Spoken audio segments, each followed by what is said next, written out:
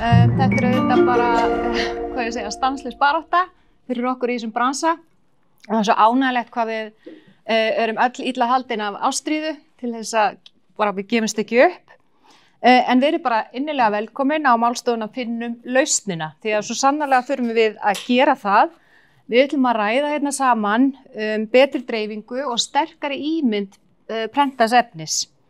Við erum að glíma við ýmislegt. Póstþjónusta hefur verið skert mikið á landsbyggðinni, já allsstaðar, og kostnaður við dreifingu hefur hækkað ískyggilega.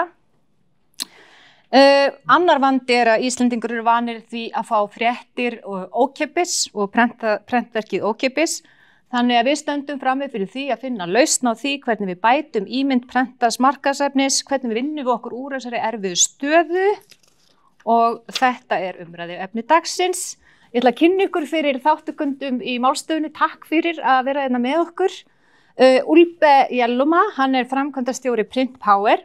En Print Power eru hagsmunasamtök sem sérhæfa sig í fræðslu og miðlun styrkleika prentaðs efnis í markaðsmálum. Hann er algjör sérfræðingur í því að rýna í framtíð dagblaða og fjölmiðla, og þess vegna eru líka komin hingað Guðrún Hulda Pálsdóttir, ritstjóri Bandablaðsins, og Páll Ketilsson frá Víkurfréttum. Þið þekkið kannski öll, en Guðrún Hulda Pálsdóttir, hún hefur gegnt ritstjóra stöðu Bandablaðsins núna í 2 ár, eða ekki? En hún hefur hins vegar starfað hjá blaðinu síðan árið 2015. Þetta er svona klassist, hún hefur verið allt í öllu, blaðamaður og auglýsingarstjóri. Veit hún selur gríðarlega mikið í blaðið. Áður starfaði hann hjá Eyðfaxa og Morgunblaðinu. Staðan er þannig að Bandablaðið er mest lesni prentmiðill landsins, samkvæmt lestramælingum Gallup. Eigum við ekki að klappa fyrir því? Blaðið var stofnað. Er einhver mótmæli þarna aftast að bekk? Ég vil ekki heyra svoleiðis. Blaðið var stofnað árið 1995 og er í eigu Bændasamtaka Íslands. Það er gefið út hálfsmánaðarlega og í 33.000 prentuðum eintökum og er dreift frítt allt land. En hægt að nálgast núna í verslunum, bensínstöðum og sundlaugum í öllum þéttbýliskjörnum landsins, er það ekki? Jú. En það er líka hægt að vera áskrifandi á blaðinu og fá það sent heim að dyrum, og bændur sem eru með félagsaðild að Bændasamtökunum, það greinilega borgar sig, njóta slíkar þjónustu. Og svo er það náttúrulega bbl.is. Lestur síðuna hefur þrefaldast á 2 árum. Og nú er blaðið einnig á samfélagsmiðlunum Facebook og Instagram. Er það að virka? Já. Já. Páll Ketilsson, Palla, þið þekkið, hann eiginlega öll hér veit ég, hann tók við útgáfu Víkurfrétta 20 ára aldri og hefur rekið útgáfuna í rúm 41 ár. Það er aldeilis. Á þessum árum hefur hann tekið þátt í miklum, ég ætla bara að segja öllum, tæknibreytingum í útgáfum og fjölmiðlum. Hann stofnaði 2 fréttavefi, fyrst VFF.is árið 1995. Og er fréttamæðill svæðisins, og síðan Kylfingur.is árið 2005. Ég man eftir honum úr sjónvarpinu. Hann bætti við sjónvarsmennsku árið 1993 og hann var auðvitað fréttaritari Stöð 2 í 15 ár. Frá árinu 2013 hafa Víkurfréttir gert tæplega 500 sjónvarpsþætti, Suðurnesja Magasín, sem voru sýndir á íslenskum sjónvarpsstöðum, en eru nú eingöngu á netinu. Við vitum kannski hvers vegna. Þá hafa Víkurfréttir sinnt fleiri útgáfumálum eins og útgáfu Víkurfrétt í Hafnarfirði og í Garðabæ í 6 ár, sem á að vinna golf á Íslandi, tímarit Golfsambands Íslands í 15 ár. Þetta eru í mínum huga algjörar ofurhetjur. Við skulum bara klappa fyrir og þakka þeim fyrir að vera hér. En við hefjum þessa málstofu á erindi frá Ulbe. Ulbe, sorry, you don't understand the thing we're saying. But he actually read Bændablaðið today, and that's amazing. Að loknu erindi Ulbe ætla svo ég að stýra hérna umræðu með Páli, Guðrúnu og ykkur, kæru gestum. Ég er að vona að lokinni þessari málstofu þá getum við tekið saman greinagerð eða yfirlýsingu bara í sameiningu við öll saman, og við sendum hana eitthvað þarna út í kosmosið og biðjum hjálp. Ulbe. Thank you. Thank you, Christiana. And welcome everybody. I'm very happy to be in Iceland. I've been here before, summertime, heat wave time, as the car rental company told me. So they gave me 2 additional bottles of water because it was 22 degrees. So it was really a heat wave in the country. If you're expecting that I will answer the question, this question, what's the future of newspaper brands, then I can tell you I don't have a final definite answer to that. Nobody has. But what I can do is to help you in reasoning what are the kind of arguments, what are the kind of things that might influence the future of newspapers. And yes, I've been trying to read Gudrun's newspaper this afternoon, thanks to Google. And I think it's intriguing. It's intriguing to have such content every 2 weeks or every 3 weeks being sent out and being read by so many people on this island. It's completely new for me. I've never seen a newspaper on that subject, and I think it's amazing as a case. Paul, I'm sorry, I skipped to the headlines, but it was too brief to really have a view on what it is about. So, the future of newspapers. I'd like to start with a slide. A slide about the ice trade. And the theme about the 2 slides I will present you is innovate or die, or adapt or die. The ice trade started somewhere in 1800, at the beginning of 1800, in the US, in the region of New York and Boston. In that region there are a couple of huge lakes, and in wintertime these lakes they freeze. And somebody started to have the idea, if we use a saw and cut out big blocks of ice, maybe we can sell that. And maybe we can sell that to an island in the Caribbean, like Martinique. So in 1806, a boat left from Boston to the island of Martinique in the Caribbean in order to sell ice, big blocks of ice. Well, it wasn't that well thought through because the ice was all melted by the time it came in Martinique. But it was a good start. And by 1850, there were about 90,000 people working in the ice trade. And the ice trade was really, in wintertime, you saw these big blocks of ice from the lakes. You put it on a special train going into the cities, where it was sold in smaller blocks to consumers, but also to companies. And one of the reasons why the meat business, the vegetable business and the fruit business grew in the United States was because ice was available to have it travel around the US. But what also happened is that the ice king at that time, Frederick Tudor, he started, or he claimed at least, he claimed that he was on the basis of the British drinking gin tonic with an ice cube in Calcutta. Because he had ships going from Boston to Calcutta, going to Hong Kong, going to Australia, to South America, to London, with ice. So he had thought over how to insulate ice better than his first trip to the island of Martinique. But what happened to him? And that's the kind of lesson I'm trying to give here is, or lesson, the kind of lesson we can take from this industry. What happened? There was an engineer in the US, Karl von Linde, and he started to create what was then called artificial ice. He developed technology to produce ice artificially, not from the lakes, but artificial ice, thanks to cooling, thanks to using chemicals that would cool water and then produce ice. So by the time of the end of the First World War, the ice trade was gone, completely gone, and was replaced by these kinds of products, the fridges, that is what people would have in their house, and the ice trade was dead. So if you think about that, there is a new technology coming up.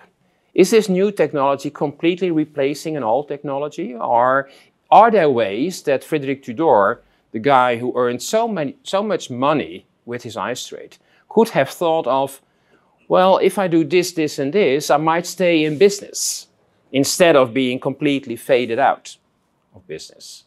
And I think that is something we have to bear in mind when we think about the future. Our society is driven by technological advancement. And it's like, it's an independent force. It's like nobody is really having control of how technology is moving ahead and what technology does for us. And that's a good force because it helps us in many, many things. It helps us develop. But there's also things where, like Frédéric Pudor's business, is gone. And it's also, if you apply that to the business of paper, if you apply that to the business of producing paper, technology, everything that has to do with digitalization, is also a threat to paper. So what can we learn? How can we make sure that things are not completely wiped out? I mean, this is the latest chip from NVIDIA, the star stock on the New York Stock Exchange. And artificial intelligence is everywhere. I mean, I can easily read a newspaper now in Icelandic, although I don't understand a word of it, but I can read it. And it's going to be even more easier in the coming months to come, because then if I point my phone on the page, it will read out the entire story to me in the language I prefer. So this technological advancement is to the benefit, but sometimes also it is like creative destruction. It is fading out, it's destroying things that existed. Well, just a case where it didn't happen, like cinema. Cinema started in the end of the 19th century. And then early on in the 20th century, we got the radio. And people were saying, oh, that's the end of cinema. Because finally we can listen to something that is really happening now at this moment. And why should we go to a cinema where there's no sound or there's only music and whatever? Cinema stayed. Then we got the television set. Then we got color TV. Then we got slides. Then we got YouTube.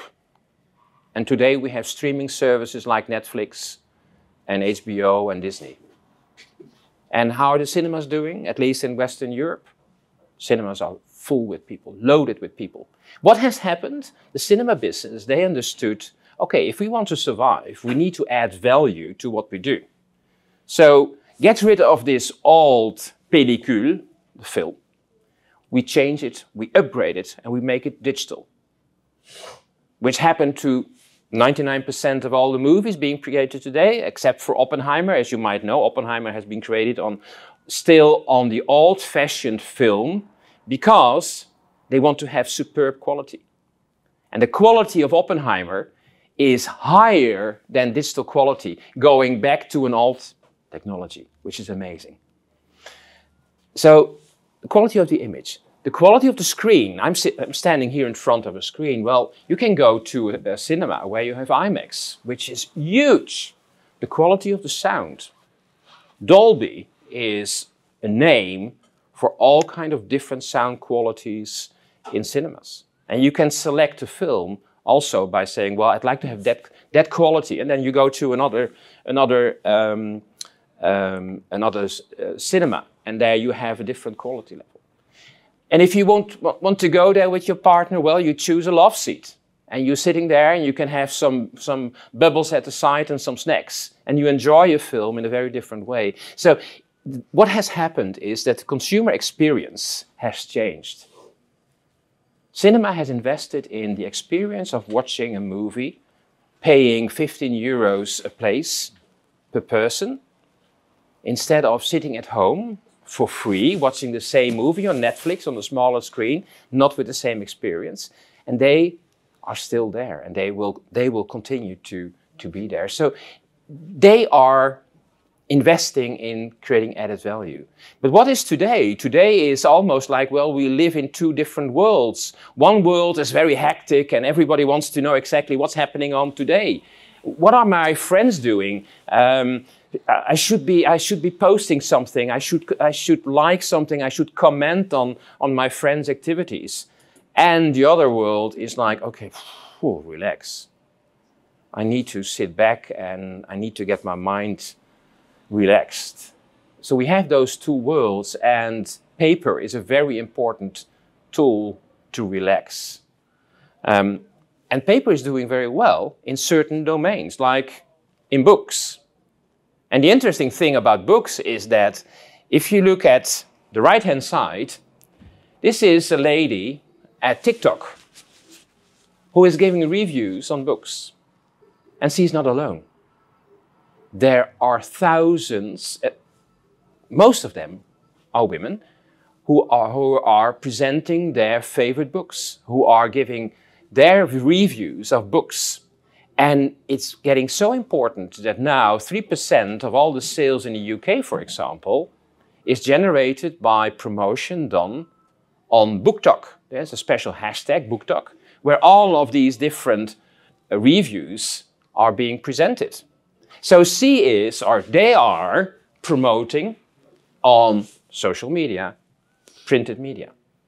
And when I came to Iceland Airport the other day, there is a big sign in the bookstore which says, well, as promoted on TikTok.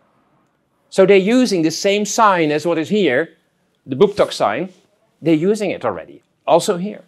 So it has its advantages. So what does that do to all the book sales? Well, I remember from a couple of years ago, just before COVID, that there were news signs saying, well, Amazon claims that more e-readers have been sold than printed books. Well, what you see here is an overview of 10 years of book sales, and the red bars is printed books, the gray bars is e-readers, and the blue bars is podcast. The last bar on the right-hand side is the estimate for 2027.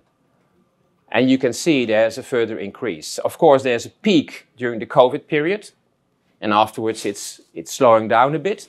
But book sales are here to stay. So what happened with books? Which is another industry where apparently technology hasn't taken over, an old technology, a technology that exists for 600 years almost. No, the old technology is still the preferred technology. People still prefer paper to screens. Despite the launch of this machine, the first iPhone in 2007. Despite that, people are still reading on paper. One of the things one can think of is, well, there are so many solutions possible. Maybe social media can bring a solution. Well, not really. In 2011, a book was published by Nicholas Carr called The Shallows. Well, The Shallows doesn't say a lot, but the article preceding his book says it all. Is Google making us stupid? And it's not because we can search everything that we know a lot more. The fact that we know somewhere we can find it is also changing the way our connections are made in our brains. So the way we think and process information is changing the wiring in our brain. Certain connections are used more often than others, and other connections are dying out. And what he was saying in his book was, if we do more on screens, for example, search on Google or any other activity, the wiring of our neurons in our brains is going to change, and that will have an impact. And that impact is what we notice. This is a very complicated slide, but I'll explain it in very simple terms. The European or the Organization for Economic Development and Coordination has every 2 or 3 years does a test among 15-year-old students on 3 different areas: mathematics, reading, and science. And they test the knowledge of 15-year-olds across the world. And they do that for a great number of years. What you see here is on the left-hand side, 3 countries, the 3 big countries from Europe: UK, France, Germany. On the right-hand side, I picked out 3 countries which have a very specific profile. Sweden on the top, because Sweden is one of the most progressive kind of countries in terms of education. Then Finland, because Finland is seen as one of the high-quality education systems in the world. And then the Netherlands, because I'm Dutch, but mostly because the Netherlands have a very specific kind of situation. They don't have enough teachers. There are simply not enough teachers. Students go home because there's no class, because there's no teacher. So, and what you see here is, for every country, mathematics, reading, and science scores. And these are the results from what is called PISA. And there's one trend line. It's all going down. The scores for all these three classes is going down. And then, of course, the question is, well, how come? What has happened since 2000? It starts in 2000, and the end here is 2022. Of course, COVID. Of course, COVID has changed a lot. But the trend line already started before. And I just showed you the date of the launch of the iPhone, 2007. Well, 2007 is somewhere here.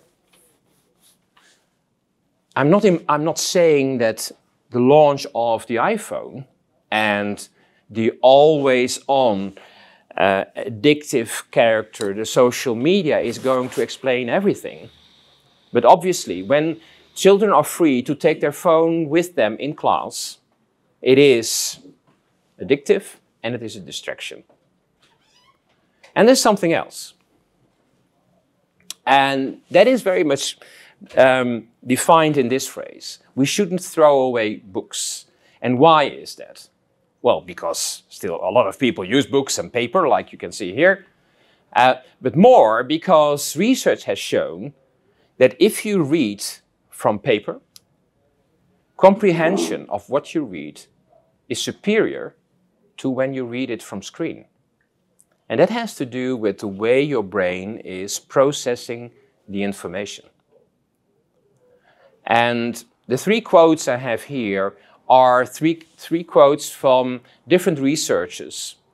And it all started by a Norwegian lady, a Norwegian professor, Anna Mangen, who described in 2013 a piece of research in which she tested the identical content on screen and on paper.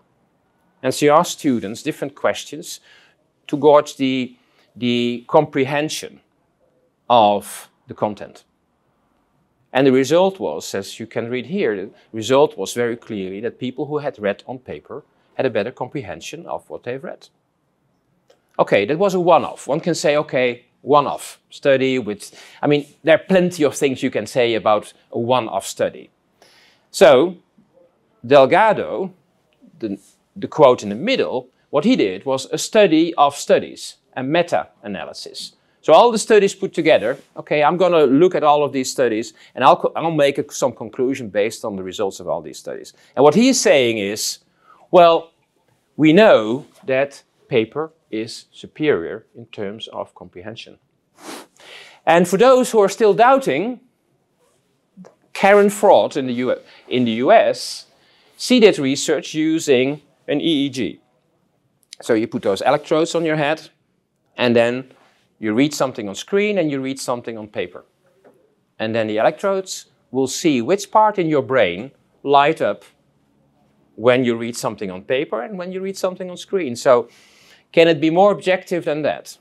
And what is she saying? She's saying if you read something on paper, you're into deep reading, you get a better view, better comprehension of what you read, and you get into deep learning. So the point I'm trying to make here is that paper has many benefits, but one of the most important benefits, certainly if you take it in the context of learning and teaching, is that you learn better, you read better when you use paper. I'm sorry, this is in French, but the two important things which is on this slide you can certainly understand.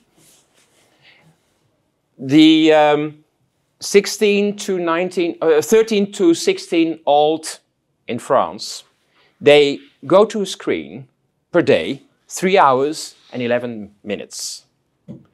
They read daily 19 minutes on paper, exactly a tenth of what they are on screen. The results in France for PISA have the same line as everywhere. And just a couple of weeks ago, the French government decided we need to do something about this. So there are now new rules, no telephones at schools, no telephones in classes.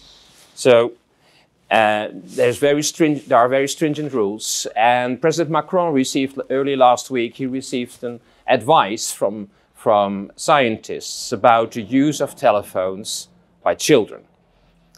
And this is still an advice to the president, so it's not law yet.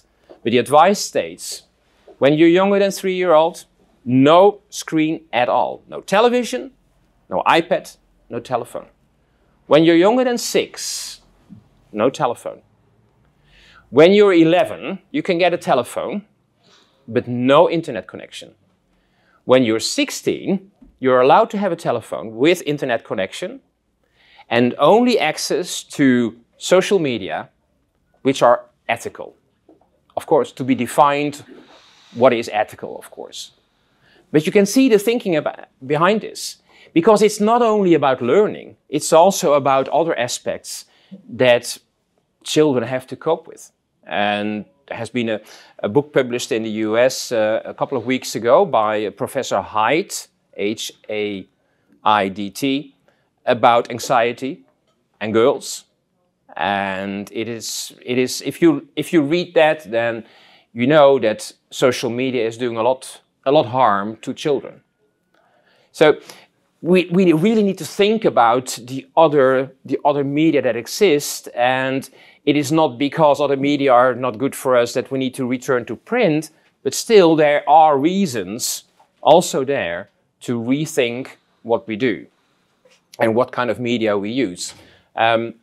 Well, this is just what I just mentioned. Sweden is returning to textbooks. They have come back to their decision of the transition to screens, and they have now decided we are going back to books. And I just read this morning that in Norway the same decision has been taken. They will also go back to textbooks. So all good news for the book industry in Iceland, which can produce books with a positive emissions score.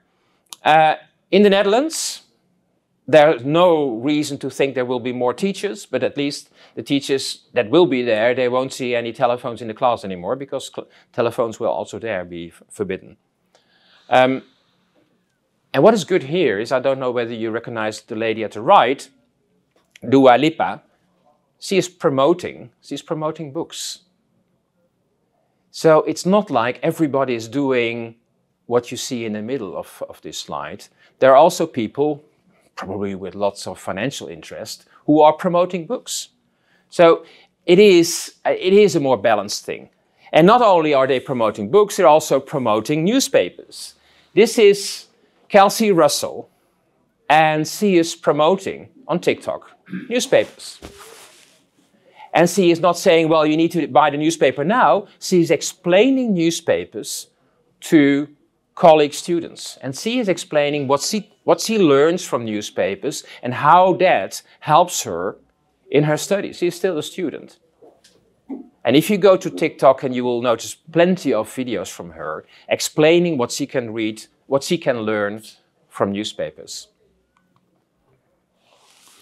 But one of the key problems, though, and this is a quote from Tyler Brûlé, who is the founder of Wallpaper and the founder of Monocle, a well-known editor and journalist. And we had an interview with him last year about the situation in the newspaper world. And he was saying, it is easier for me, when I'm in Germany, it's easier for me to get a hot meal delivered within 10 minutes than to buy the weekend edition of a newspaper. And that is a problem I understand you're also facing in Iceland, with postal rates that going up, and with postal distribution that's going down. And linked to that, of course, distribution costs that going up and making it almost impossible to find at various spots, finding your newspaper you'd like to have. So distribution is getting one of the problems for newspapers. And if I travel, I always go and find out the bookstore at the airport. And certain bookstores still have a large selection of magazines and newspapers, but there are also where the number of meters of magazines and newspapers is reduced. And we used to have in supermarkets in Western Europe, we used to have meters of magazines and newspapers available. But they're simply not generating enough profit per square meter, so other products come in place. And if you don't see titles of magazines, if you don't see a title of a newspaper, you don't think about buying it anymore because you don't see it. So you tend to forget they still exist. And lot of these things you buy are like, okay, I love the cover. Oh, let me grab that and I'll read it at home. And if you don't see the cover, well, where can you get an impulse for buying it? And that is also making that the way we get news is changing quite dramatically. These are figures from the US, and the black bars show you where people get their news through social media, and at the bottom you see the different generations. So what we see here is that more and more younger people, they get the news through social media. And who is defining news at social media? When we go to newspapers, we know there are editors, there are journalists, there are fact checkers. What you read in a newspaper is not like something somebody thought, well, it's nice to talk about. People are thinking about what should we have on the front page, what should we have on inner pages, and what is the position we take in terms of certain subjects. There's a lot of thinking going behind having an article on the front page or on page 2. If you get the news from Facebook or from Apple or Microsoft or from social media, who is behind this? And who is telling you what the news is? And what you see is that people who go on social media, well, they might ask a journalist. They might want to watch what a journalist is writing. They might want to see what influencers are saying. They might want to go to celebrities, what they're saying, what they think is the news. Are you getting a real picture of what is the news when you go to social media? And this is also behind the kind of threat, the kind of risk we run with re-elections in the US, because so many people get their news from other sources than the well-trusted sources like newspapers. I mean, who tells you that influencers are presenting you the news like it is? They might have interests. They might be paid for presenting certain things. So and that is, of course, that has an influence on the trust levels of newspapers and of other media.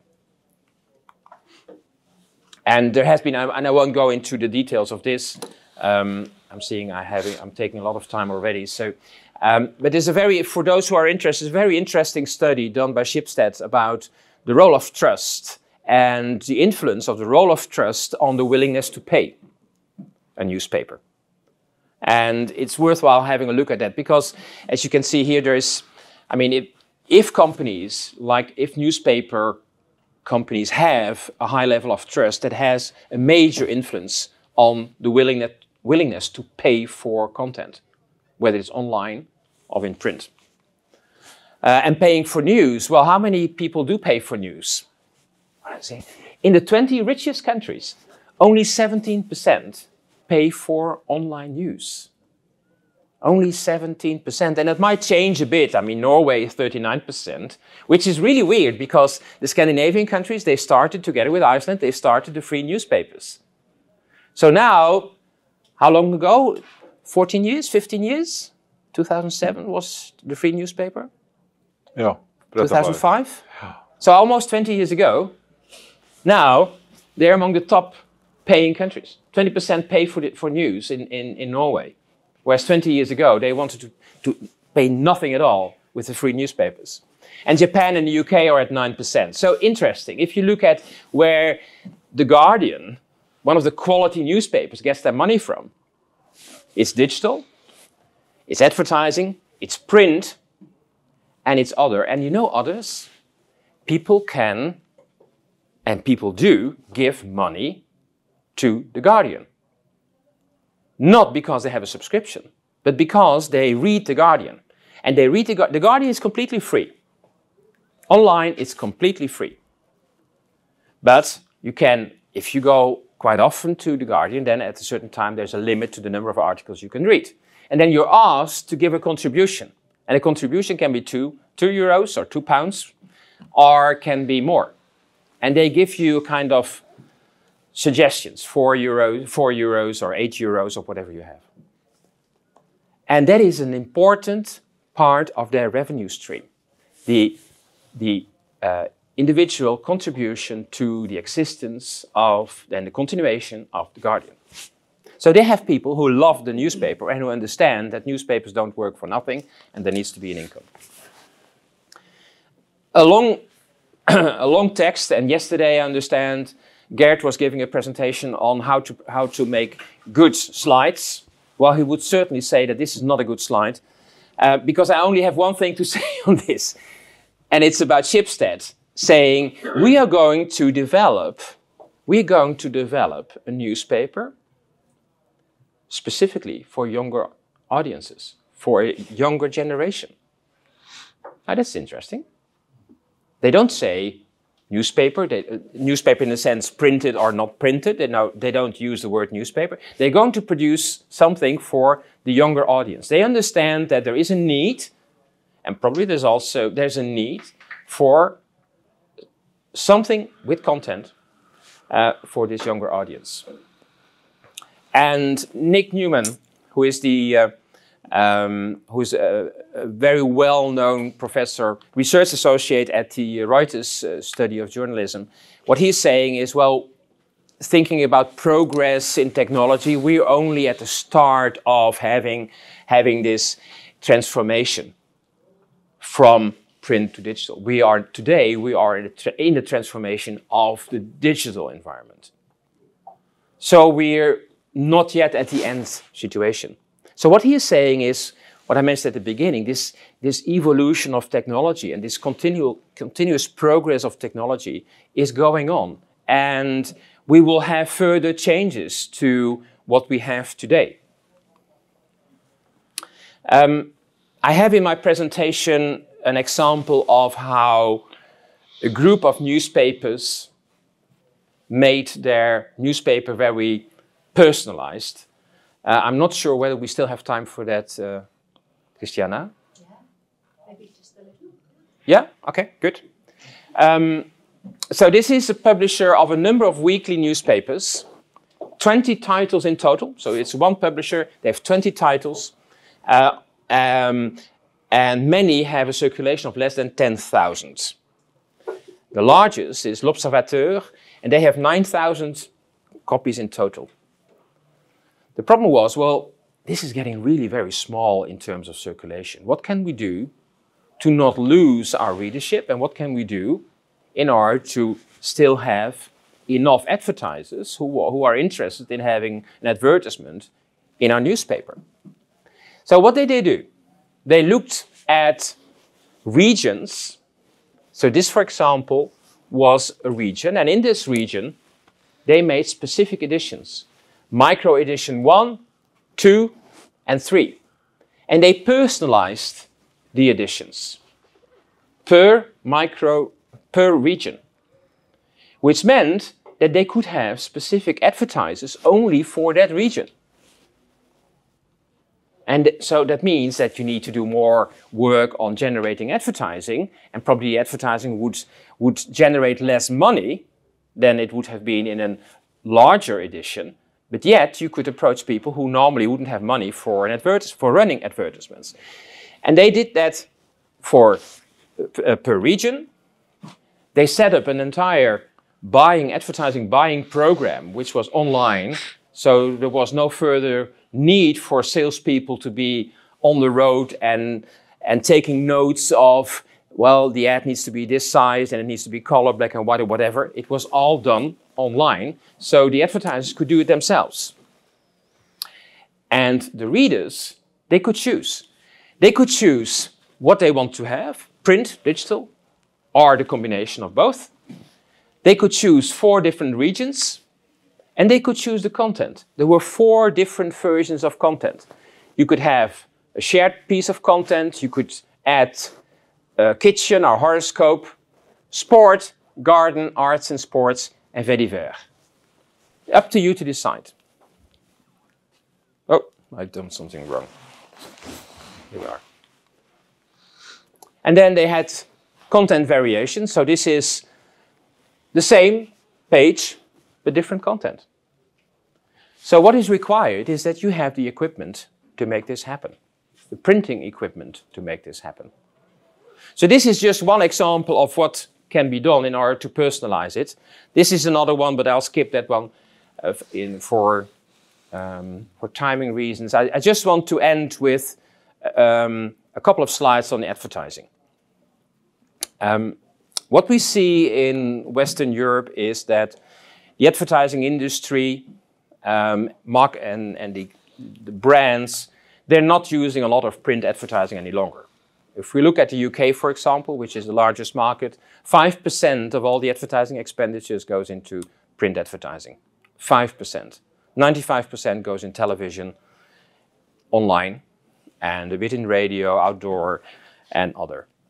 But only 5% goes into print advertising.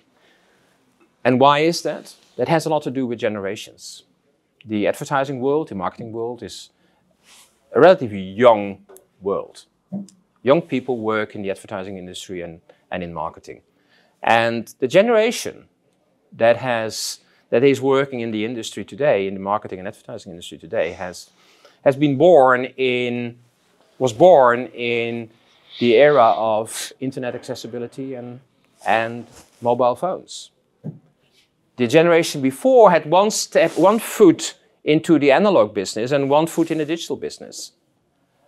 But the generation today is much more digitally focused.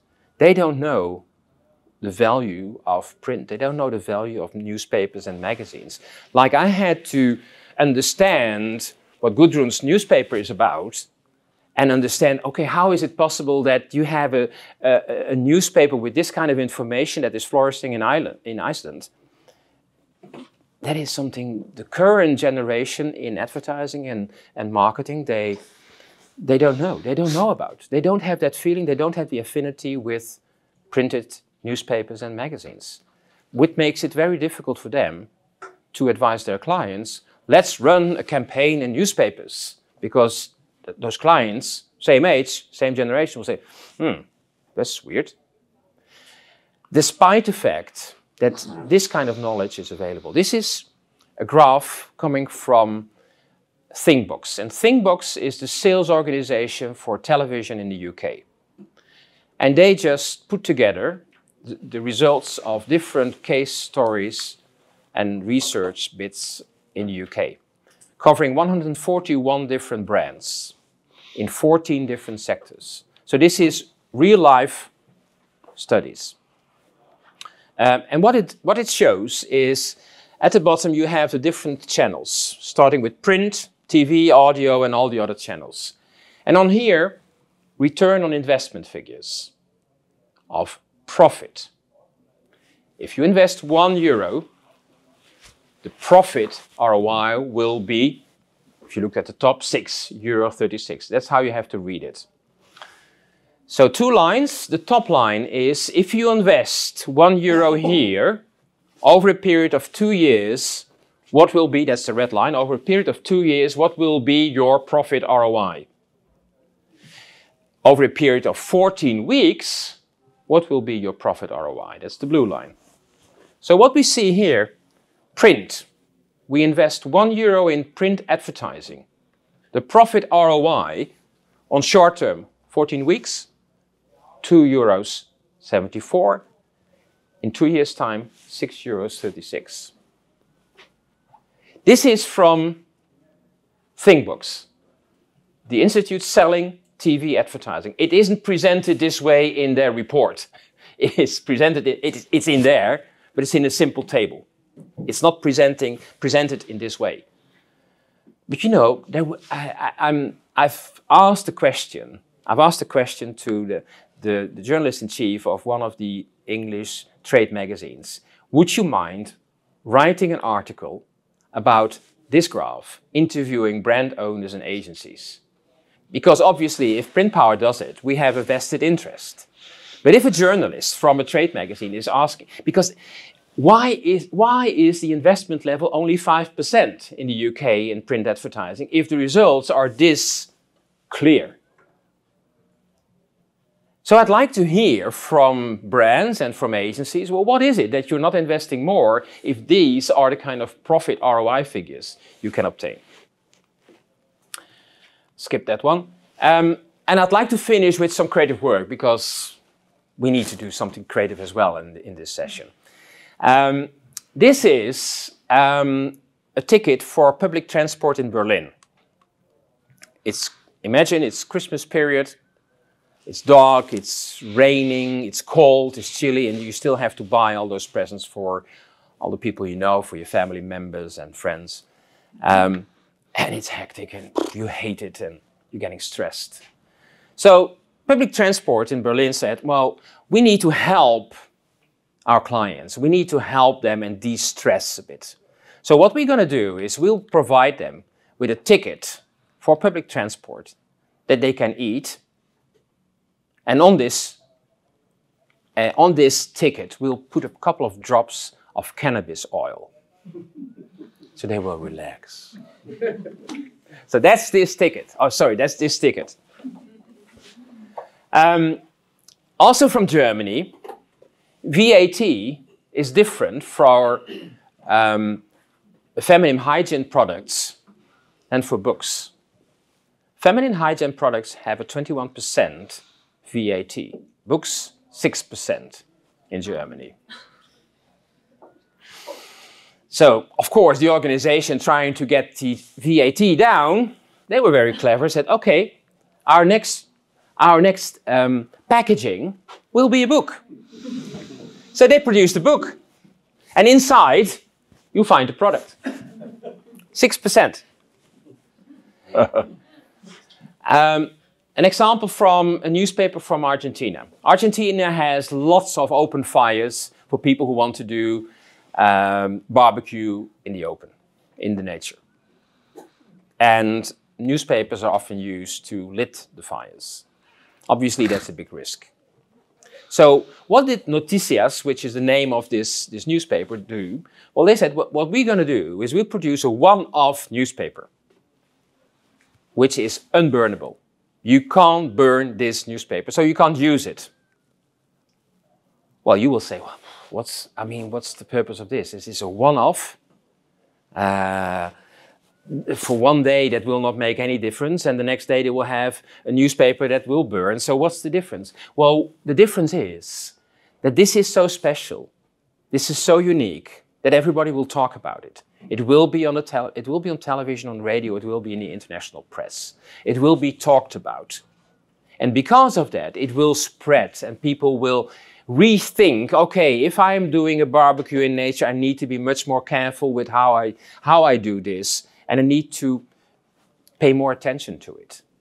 And that is what a lot of brands do these days. If they have something important to say, and they want it to be a discussion point in the morning at the coffee machine or water cooler or whatever place, they will discuss it because they've seen it in a newspaper and they think it's important. And it becomes a discussion point. And that's why these kind of one-offs are still very important. And I think Gudrun and Paul, they will probably confirm this as well with their newspapers, because if they do something in the newspaper, people will talk about it as well. Violence is a very hot topic is not the right word, but violence in the US is a very important issue. And there are lots of campaigns, and creativity and design is, of course, one of the ways of getting the attention of people to do something about violence.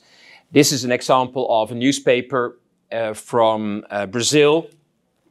They were having their 50th anniversary, and they were saying, well, what we do, we invest so much money and time and energy in providing you with perfect news, with news that has been checked and overchecked and checked again, that it's a very valuable newspaper. And because it's so valuable, we want to print it like printed paper. So they're using all the techniques that are used to print money in their newspaper. It's a unique newspaper. Well, how to use print in a very creative, beautiful way.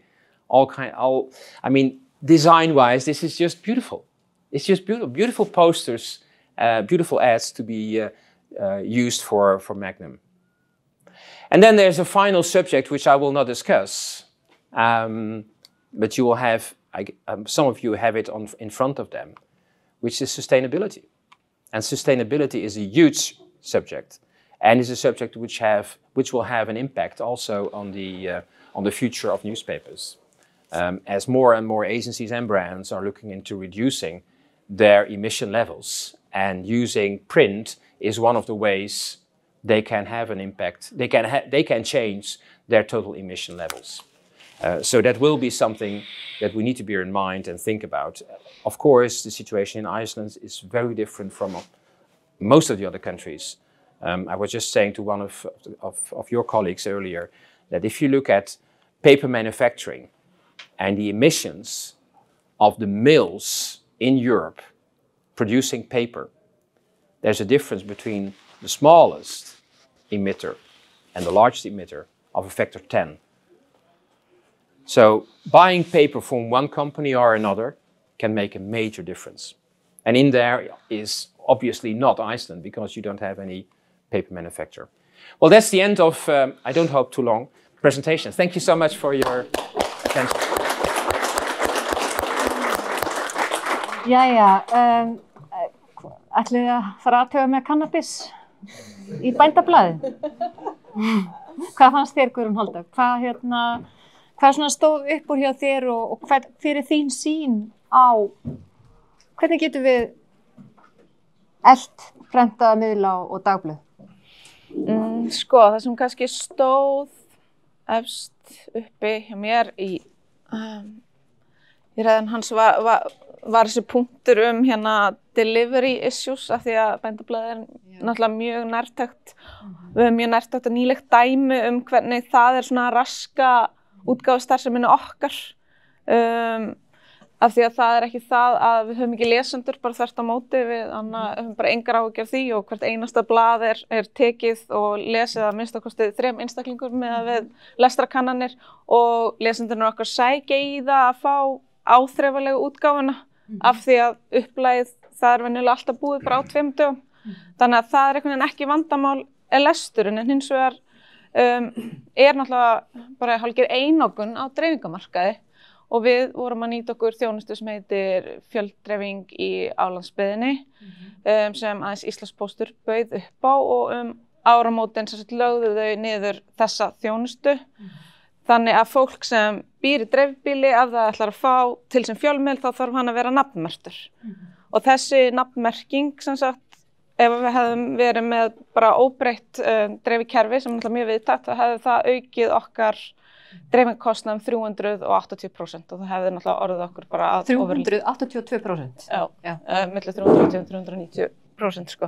Þannig að það einhvern veginn gekk ekki upp. Þannig að það sem við gerum þá er að við setjum fleiri blöð bara á dreifingastaðina sem eru nokkur hundruð, og við erum náttúrulega með mjög víðtækt dreifinganet, og af því að þetta er fríblað þá náttúrulega byggjum við okkar aðaltekjustofn er á auglýsingum, og auglýsendurnir okkar, þeir eru að kaupa auglýsingar af því að þeir treysta því að dreifinganetið sé stórt og gott, og við tókum ákvörðun að við greiðum sem sagt fyrir félagsmenn bændasamtakanna, þannig að bændur fá allavega blaðið heim til sín. En svo hafa reyndar áskrifendum bændablaðsins þeim hefur fjölgað mjög síðan áramótin eftir að hættum, þegar fólk fattaði að það gat ekki fengið bara svona frítt heim, að þá fengum við bara mikið aukinn fjölda. En það er ekkert endilega bara líka það, heldur er líka bara, Íslandspóstur hefur líka oft tekið bara ákvörðun að breyta dreifingunni sinni og fara bara, við tökum hérna bara tiltekin svæði, kannski bara 1 sinni í viku eða 2 sinni í viku, okkur landsvæði, þannig að þá þurfum við líka að fara að laga okkur að, eða þeir eru svona ætlast til þess að við förum að laga okkur að eitthvað svona skertri þjónustu hjá þeim, þannig að jafnvel þeir sem að velja það að borga fyrir sendingu fá samt bara blaðið fyrir dúk og disk, og þetta er náttúrulega bara grefur í rauninu undan okkar rekstrargrundvelli, sko. Þannig að ég veit það ekki, en sko það Það má kannski benda svo, ég ætla ekki að vera að tala of mikið, en dreifing fjölmiðla, hún telst ekki samkvæmt lögum póstþjónustu sem alþjónusta. Og Íslandspósti ætlað að sinna þessu sem heitir alþjónusta. En við þurfum ekkert að leita mikið út fyrir Ísland. Það með í Noregi, þá fjölmiðlar hluti af þessar alþjónustu og í fleiri löndum. Þannig að það má spyrja sig, af hverju eru fjölmiðlar ekki hluti af alþjónustu, því að það hefur með þessu grundvallarlega gildi aðgang fólks af einmitt. Spurningum lýðræði bara? Já, bara prentverki og fjölmiðlum. Já. Hvað segir þú, Páll? Já, þetta var mjög áhugavert og kannski það sem hann sagði svona í lokin að varandi mikilvægi þess að sjá hlutina á prenti. Mér fannst það mjög áhugavert og ég með alveg splungun í dæmi það í okkar stafrænu veröld sem að við erum svona smá saman að færast meir inn í eða ekki, eða bæði, að í síðustu viku vorum við með frétt afkomu Reykjanesbæjar á forsíðu blaðsins. Bara svona skemmtilegt að segja eitthvað svona lítið dæmi þetta. Og það á fund, bæjarstjórinn sendi mér upplýsingar, fréttatilkynningu afkomuna besta í 10 ár. Sveitafélag sem var á barmi gjaldþrots fyrir 10 árum síðan núna með eitt besta rekna sveitafélag á Íslandi. Og ég sett frétt á forsíðuna og mér finnst þetta mjög áhugavert og allt í lagi með það og við núna eftir COVID þá kemur blaðið út rafrænt á þriðjudagskvöldi kvöldmat og svo daginn eftir það sett í dreifingu í pappír.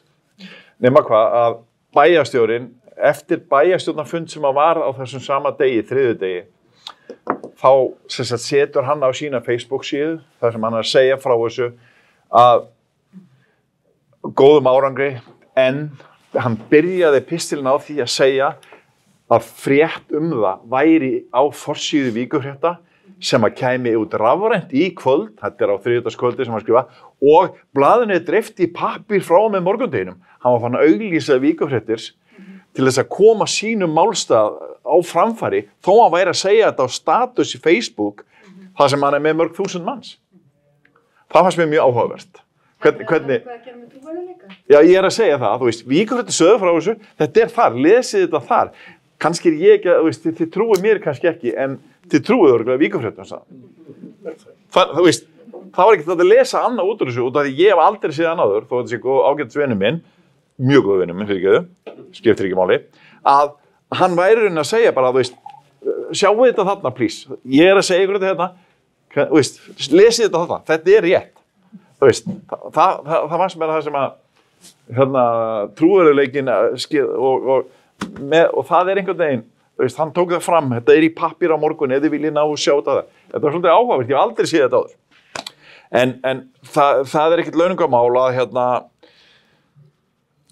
ég búinn að vera svo lengi í þessu að það alveg, maður bara að segja hvaða breytingar á maður að taka fyrir og við skulum bara taka núna þessar síðustu sem að skiptir okkur máli. Við Víkurfréttir að ég held fyrsta fríblaðið á Íslandi og það hefur útgáfu, ég ætla ekki að vera langorð, í ágúst 1980 á ótrúlega satt á afmælisdegi föður míns, sem þá var ég ekki starfandi á Víkurfréttum, nema það að þetta voru útgefendurnir voru prentsmiðjan í Keflavík, Grágás og sem hafði verið á með áskriftablað og hætti því að það gekk ekki upp, áskriftar og sölublað og fóru að dreifa frítt. Og ég veit ekki til þess að það hafi neitt fjölmiðl verið dreifður í pappír ókeypis á þeim tíma. Víkurfréttir, nafnið úr endirinn á Keflavík og Njarðvík, það sem byrjuð að dreifa. Þannig að þeir svo við ætlum að bara dreifa frítt. Og svo tek ég við, kaupi blaðið 2 árum síðar, 20 ára gamall og þeir voru búin að vera að gefa þetta hálfsmánaðlega og ég var búin að vera að vinna hefur með lausamennsku og við fórum strax að gefa út blaðið vikulega og gerum þetta af svona alvöru fjölmiðli meira og meira í fréttamennsku. Og vorum 2 sem keyptum þetta og vorum að vinna þarna 2 og svo ef ég fer bara í gegnum ferilinn mjög snöggt og bara fer yfir í bara COVID þá sem sagt árið 2020 þá erum við að dreifa blaðinu inn á hvert heimil á Suðurnesjum í einhverjum 8.000 eintökum cirka og pósturinn segir bara, jæja, var búin að ári áður segja, heyrðu, þeir voru búin að vera að dreifa blaðin okkar í 20-30 ár, við vorum með blaðbröðbötn í eitthvað tíma, en pósturinn búin að vera mjög lengi og mjög góð þjónusta, en svo bara allt í einu árinu undan segja, heyrðu, nú þurfum við 2 daga til að dreifa blaðin ykkar. Og hvað gerum við þá? Og ég bara, heyrðu, ok, og allir sem að auglýsa fyrir helgina hjá okkur og svona, núna, veist, blaðið kannski koma á föstudegi, vorum að gefa út á 50 Svo við færðum blaðið fram 1 dag til þess að koma til, ok, þá erum við aðeins betri. Og svo kemur bara COVID og 2 vikum áður en þegar COVID kemur, þá segir pósturinn, við erum að hætta að dreifa fjöldpósti. Ok, 8.000 eintök, hvernig? Og hvað ger ég? Eða, veist við förum í það sem við byrjuðum á, að dreifa blaðinu á hina þessa staða á Suðurnesjum sem okkar svæði, bensinstöðar, bankar, stórverslanir eða verslanir, veist, og í COVID-inu þá bara allt í einu bara, vá, það bara allt að loka og við fáum ekki dreifingu eftir 2 mánuði, veist, þetta var að fara að gerast, sko. Og ég segi bara, ok, við hættum að prenta. Og við byrjum bara í stafrænni útgáfu með blaðið og vorum þar í hálft ár og í upphafi COVID, í minni hvernig það var, það þorði enginn að fara neitt, það þorði enginn að snerta neitt, þá varst hræddur COVID og snerti blað, sko, þannig að þetta var alveg galið, sko. Nema það að á þessu hálfa fyrsta ári okkar eignuðumst við, veist, mörg þúsund nýja netvini sem að ennþá í dag að lesa blaðið á netinu. Vilja samt lesa blaðið og við setjum megna fréttunum eftir á sem að koma í blaðinu, sem meira, kannski færri fréttir, meira umfjöllun, inn á vefinn og við sjáum að það ofta að fá aukalestur þar. En við erum að fá 15-20 þúsund heimsóknir á blaðið í hverju einustu viku og oft meira. Þannig að við eignuðumst í rauninni, svona, blaðið breyttist í útbreiðslu, nema það, já fyrir ekki, svo ég að reyna að muna þetta allt. Hálf ár eftir að við vorum búin að vera bara á netinu, þá var pressan orðin það mikil, ég var fann að gæti ekki farið lengur í sundamótana, það eru svona fólk verið að segja, verður að fara að prenta. Og það ótrúlegt að gerðist þannig að eitt sundmorgun í loka ágúst, þá kemur eitt kall og segir bara, þetta gengur ekki, Palli, nú ferð þú að prenta. Og ég sagði bara, já. Fóru uppdir, hringdi mína menn í prentsmiðjunni sem voru búin að vera þólum og að bíða eftir mér í hálft ári eftir að ég fór því hætti, getið fengið prentatur, þá verður velkomin. Og við erum bara frábært samstöður og ansvar. Nema það að þarna í rauninni breyttist þetta rosa mikið og ég segi, ok, ég fer bara í gömlu dreifinguna og ég minnka þetta niður í 1/3, giskað á eitthvað, 2500 blöð, 3000 blöð, dreifi því öll Suðurnesin og sé bara fólk sem vill fá pappír, hér það. Gjöru svo vel. Og það þannig búið að vera núna frá 2020, þessi gamla dreifing og við eignumst alveg, eins og ég sagði, fullt af nýjum netvinum og þannig að við erum á báðum þessu stöðum og fyrir ekki að við erum búin að vera á lengi að þessu nema en það eitt smá auka svona hagur sem að var við þetta COVID, var að ég sparaði 7 milljónur á ári og það munar, ef að veltan kannski bara 100 milljónir, þá munar að þú getur sparað 7 milljónur í dreifingu af því að, jú, það einhver smá kostnaður í dag að komast á staðina en ekki að miða það sem við vorum að borga í pósthúsinu. Þannig að eftir að hyggja þá þakka ég þessum hljómsveitargaur sem að stjórnaði póstunum á þessum tíma og Birki sem að sonur fyrsta tengiliðsins míns í prentsmiðjunni Odda. Ótrúlega satt. Þannig ég segi bara, wow, tengingarnar. En þetta svona fyrstu viðbrögðin bara var einmitt þetta mikilvægið og náttúrulega dreifingin. Ég get haldið marga klukktíma ræði þetta það sem á að gera en ég skal reyna að vera en þetta tvennt svona var upp úr. Mér langaði að segja ykkur að franska dagblaðið Le Monde, það hefur verið að mæla kolefnissporið sitt núna undanfarin ár, ég held í 3 ár og voru að birta niðurstöðu sína núna fyrir 2 mánuðum síðan og stafræna útgáfan komin langt fram úr henni prentuðu og þeir hafa áhyggjur af þessu.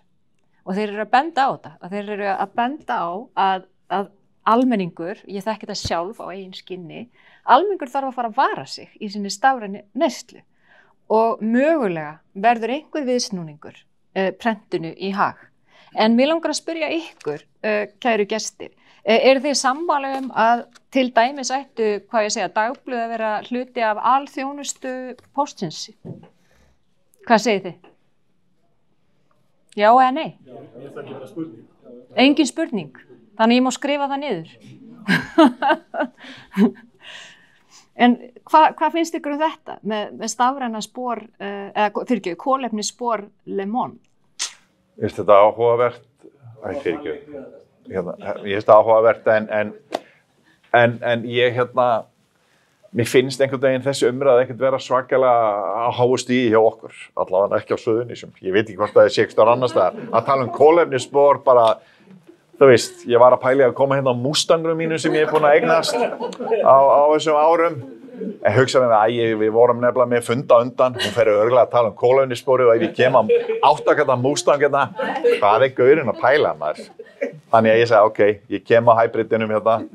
Þannig að þetta er áhugavert en nú ég búinn að gleyma hvað ég ætla að segja.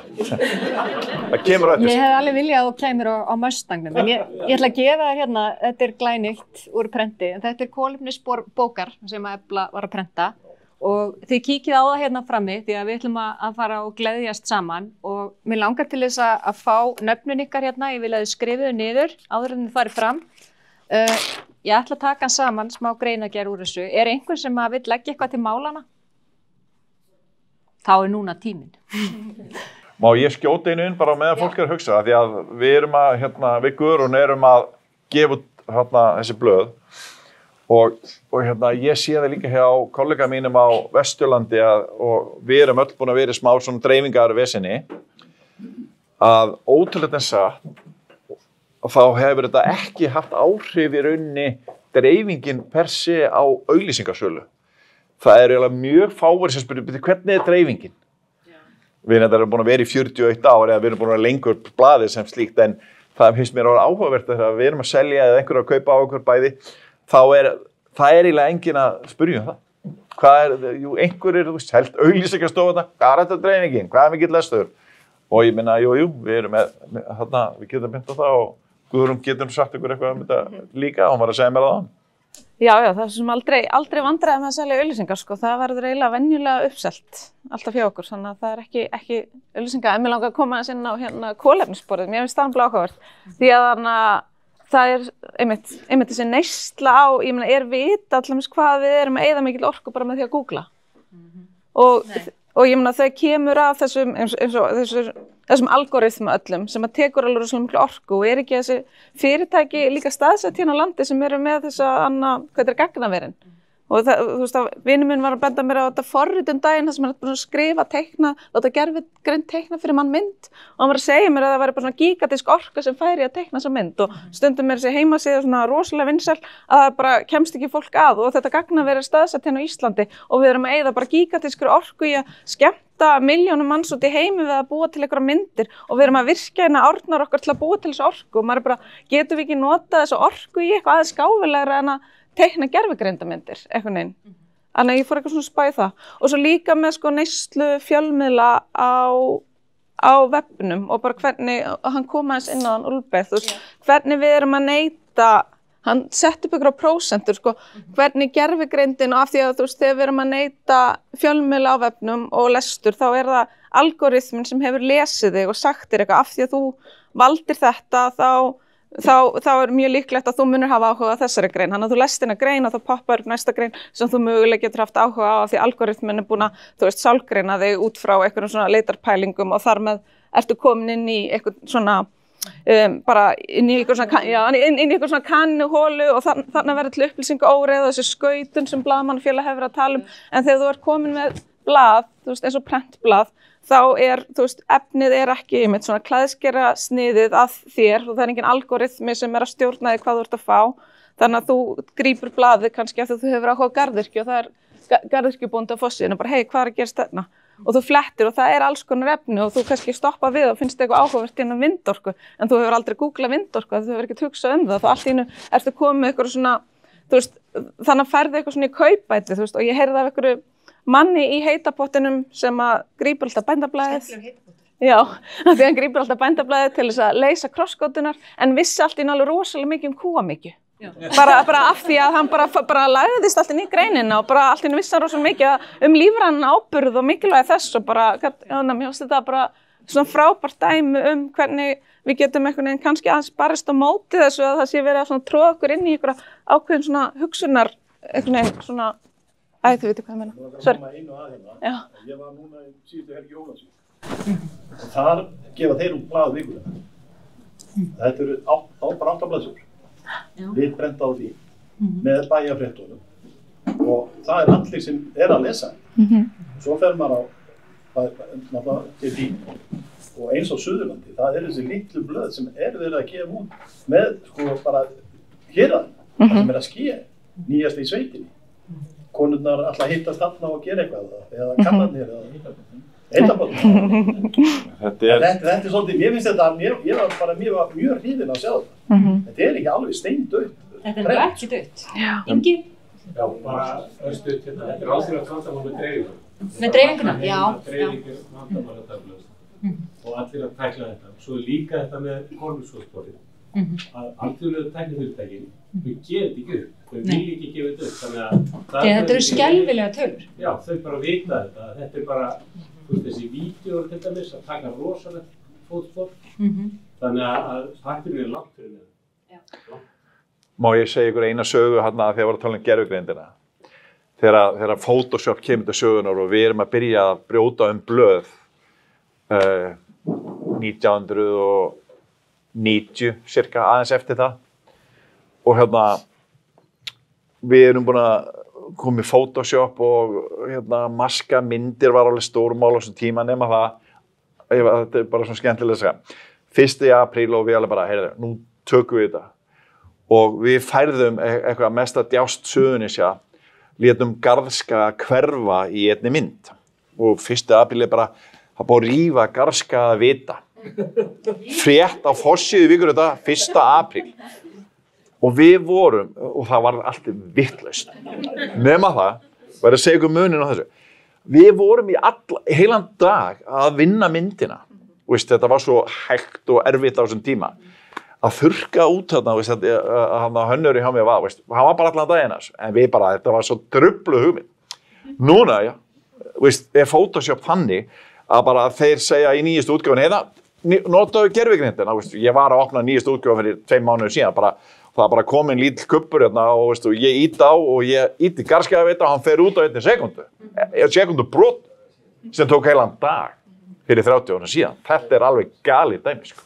En talandi pappír bara, svo ég, eins og ég segi, ég get byrjað að tala, að ef það eitthvað sem að ég myndi ráðleggja okkur sem erum í prenti, að það að vera með meira efni sem að höfða til yngra fólks. Og í gegnum tíðina hef ég alltaf reynt að gera það, vera með einhvað svona ungmenna efni í blaðinu og hef reynt að fá yngra fólk til að vinna með okkur í þessu og þannig erum við í dag að vera með svona spurt og svara hjá framhaldsskóla nema vikunar og ungmenni vikunar í hverju blaði.